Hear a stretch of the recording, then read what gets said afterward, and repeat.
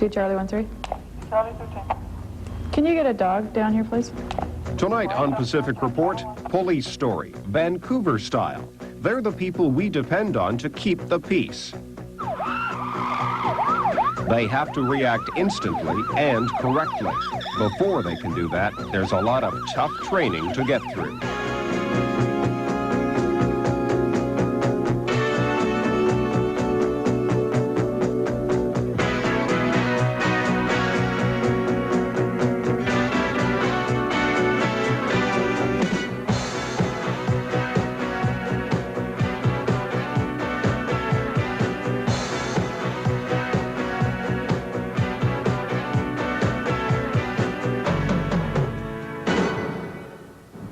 Hi, I'm Terry Glakoff.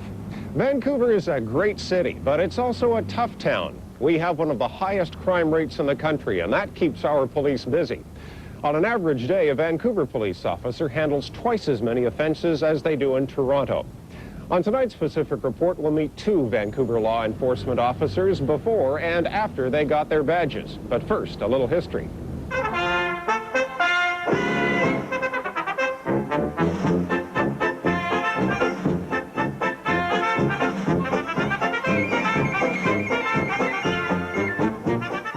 Vancouver's police force really got started in the early rough days of 1886. Local businessmen needed protection. So they hired the chunky night watchman, John Stewart, to patrol the city as its first chief. A month later, Vancouver was almost destroyed by fire.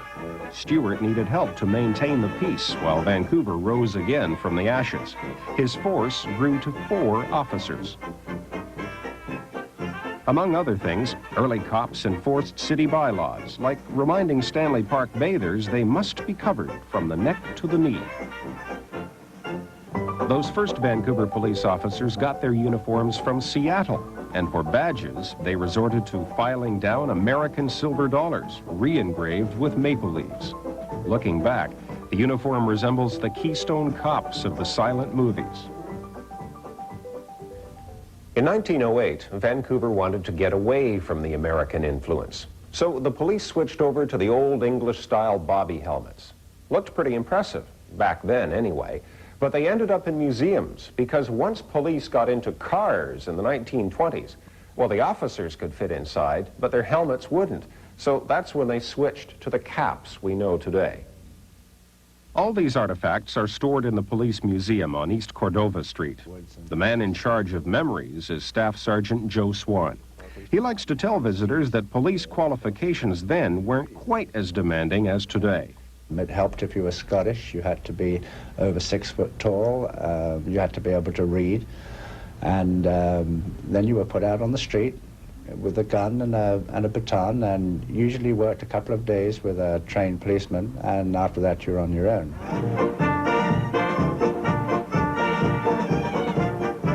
Vancouver's first constables patrolled the streets with equipment as varied as the criminals they were up against.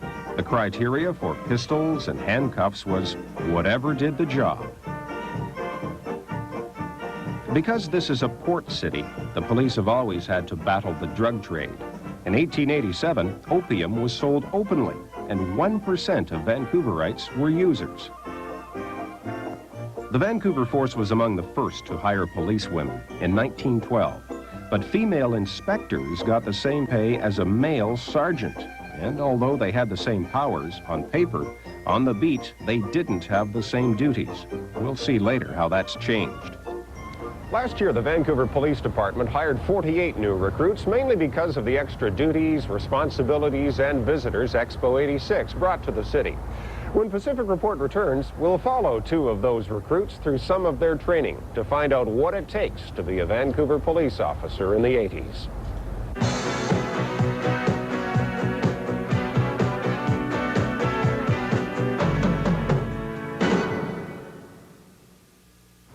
This is the Justice Institute of British Columbia in Kitsilano, but for police recruits, it's simply the Academy. Tonight, you'll meet 2 Vancouver police officers, Dan Scott and Janet Scott-Pryke. Their careers started here, and the coverage of their training you're about to see took place over 32 weeks from that first day to graduation. Great attention.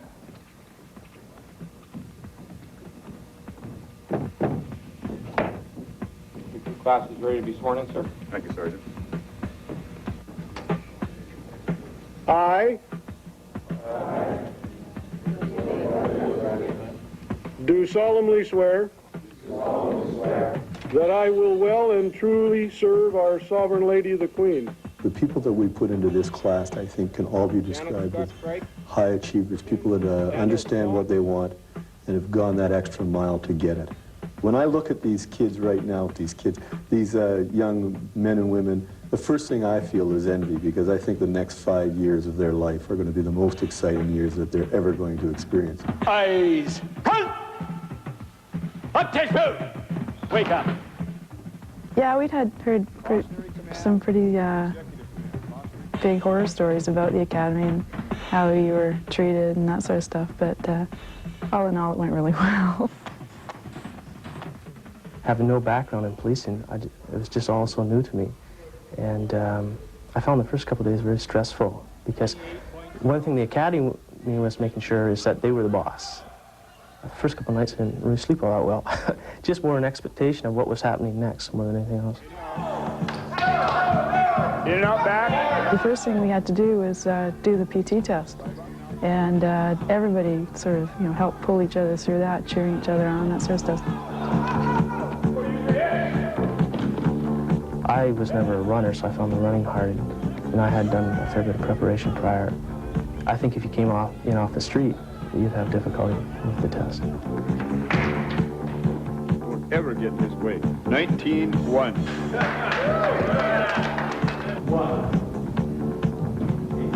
Our physical training within the Justice Institute and within the City of Vancouver Police Department is evolving, and we're spending more of our time on lifestyle and aerobic fitness and an overall wellness. So the picture of the fat older cop is not a true one anymore. Okay, what you're trying to do is, as you pull the trigger back, your sight picture shouldn't move. You should, when the hammer falls, you should still have that exact sight picture. Same thing.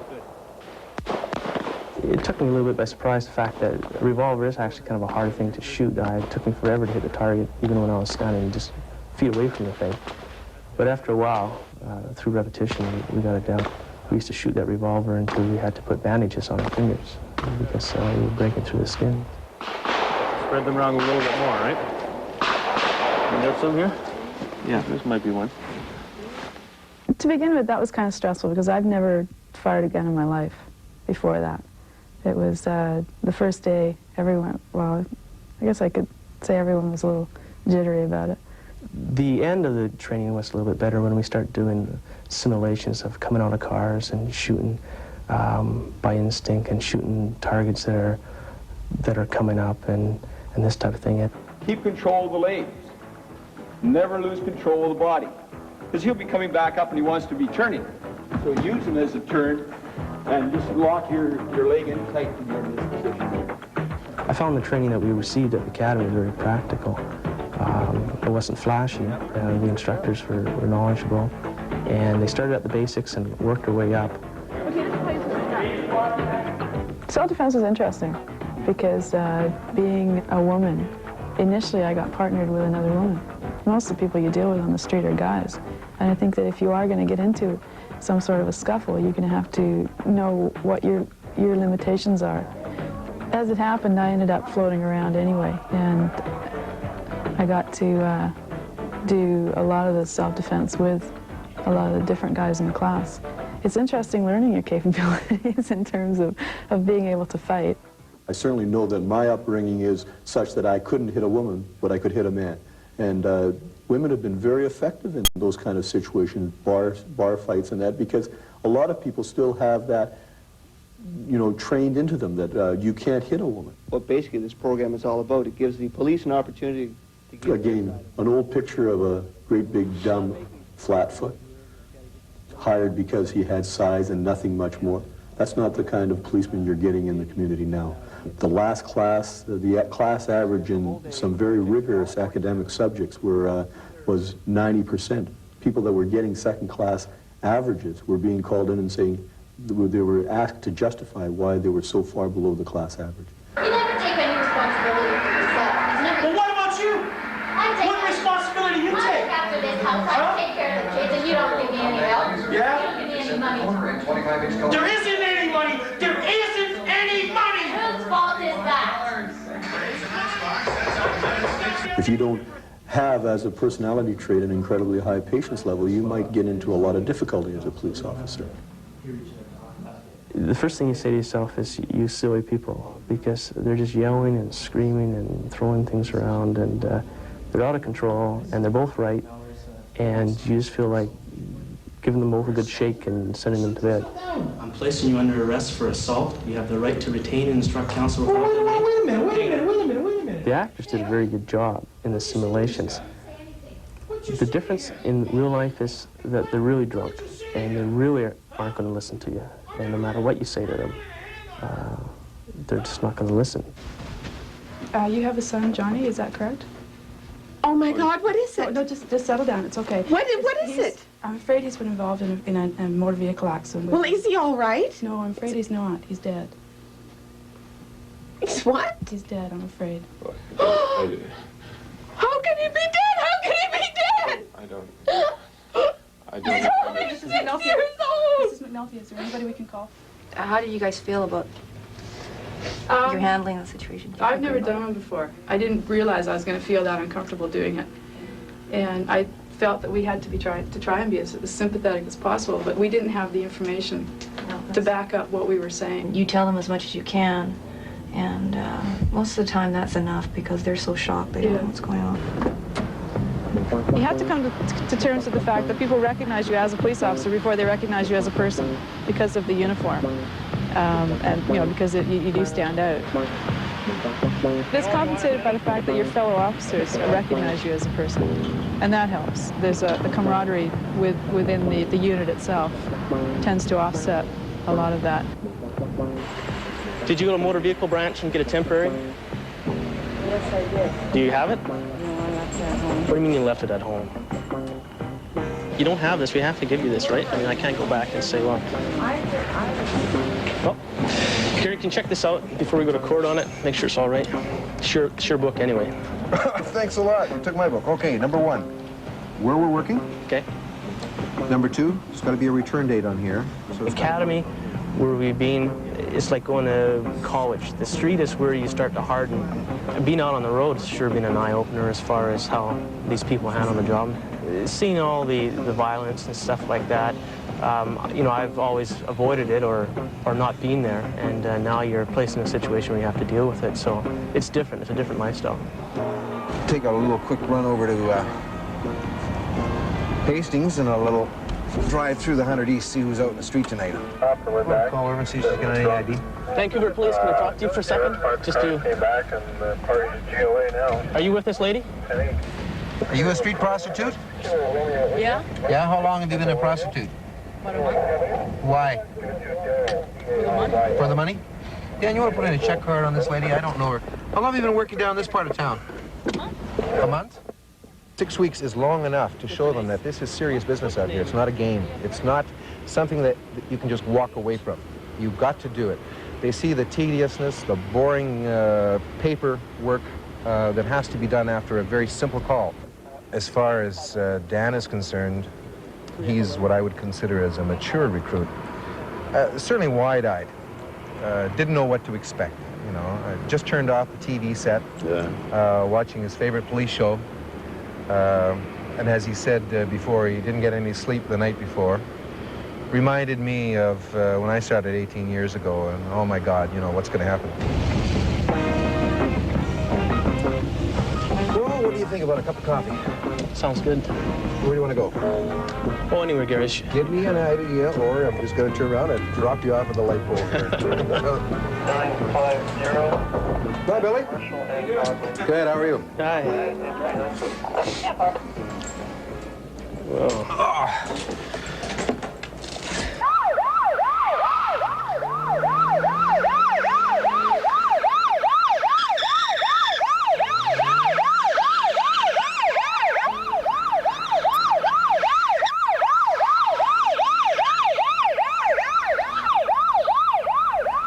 get to treat a car like you wouldn't treat it normally, basically.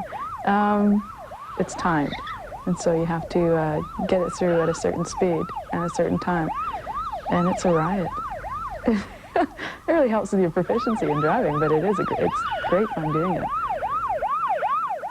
You've seen the difference between what it's like to be chased and how your adrenaline level goes up, how stressed you get, and the difference in getting back into the police car, following a nice discreet distance behind. If the guy's overdriving, you watch him. Every time he makes a mistake, you gain a little bit.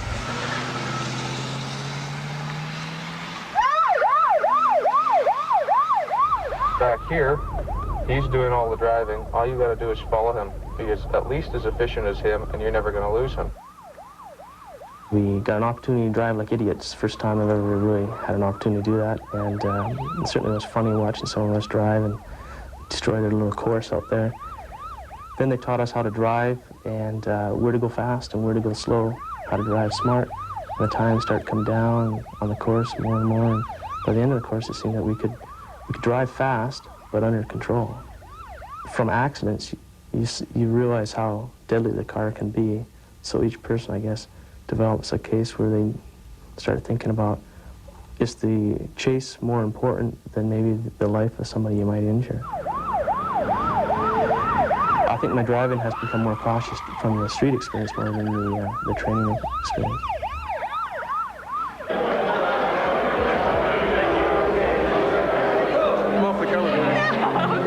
Miss America, you know. I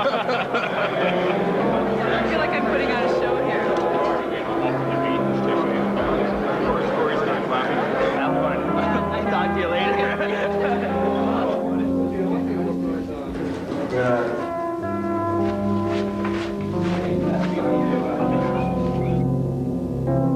You form up down at the bottom of the stairs here in that open area there, and just get out of here and get some fresh air. Okay. Okay. My jacket? I never wear it for anything else. Yeah, it looks pretty good. You have an extra bobby pin? Yeah, on the bag. Give me a smile. Thank you. If something happens, if you start to feel faint and you're standing at attention or whatever you're doing, just go down on one knee, go down on the right knee, and stay there, and I'll get to you, and I'll get you out of there, okay? No goofy grins or anything else. Make sure you've got your 5 paces.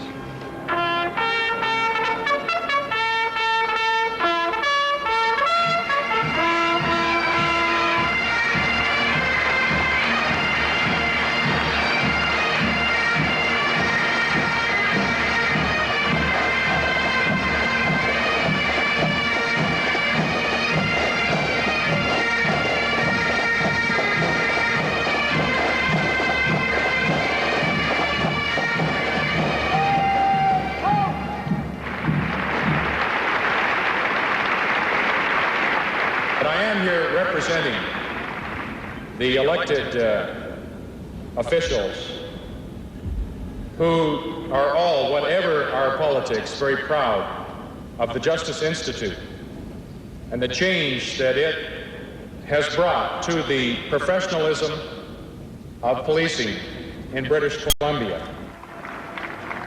I think everyone was pretty nervous because we were all in the Agrodome, with 4,000 people watching, and everyone's family and friends and that. And for our practice, no one could get their feet together to do it properly. So they were really thinking that we were going to make a mess of it, I think. But it worked out perfectly. We just breezed through it. Janet, Scott-Pryke. Actually, I was more conscious of your camera than anything else, because I got a picture. Everybody gets a picture of them shaking hands with the chief. I got my picture with the cameraman in the background. Daniel Scott.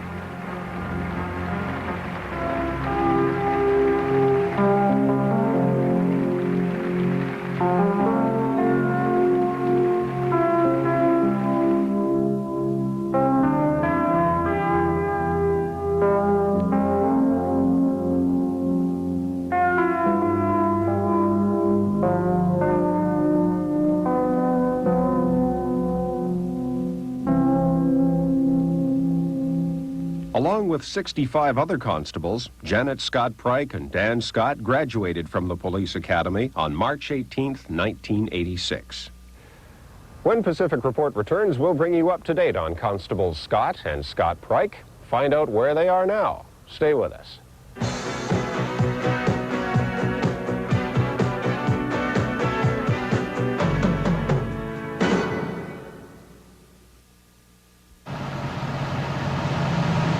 There's Mouse right there. Oh, is that Mouse? That's Mouse.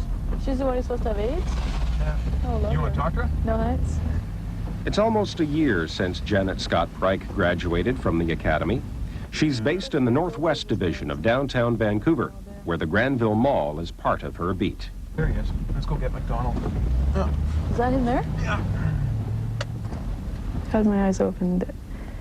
You have to learn a whole new language, basically. Those are, words that you never use in your everyday life or, everyday conversation. Hey, come here.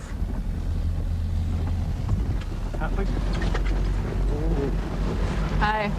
Oh. Do you have anything with your name on it? Mine? Probably. Having a chat with you here? You got tracks? Yeah. How old are they? Oh, I don't know. 2 Charlie 13. Charlie 13. Can you get a dog down here, please? For any documents on channel 1. With this job, it takes a bit for everything to become second nature because everything's so different. You can have technically the same call, but the situation or the people or whatever is going to make it different, and so you have to react in a different way. What? Yeah. Hello? You see your business license, please? At the end of the day, what makes you feel good about the fact that you've done that for your career, for your day's work? I guess the pat answer would be that, you're in a position to help people. But it goes beyond that, because you're not always helping people. I mean, a lot of people you deal with, you're not doing them any favors.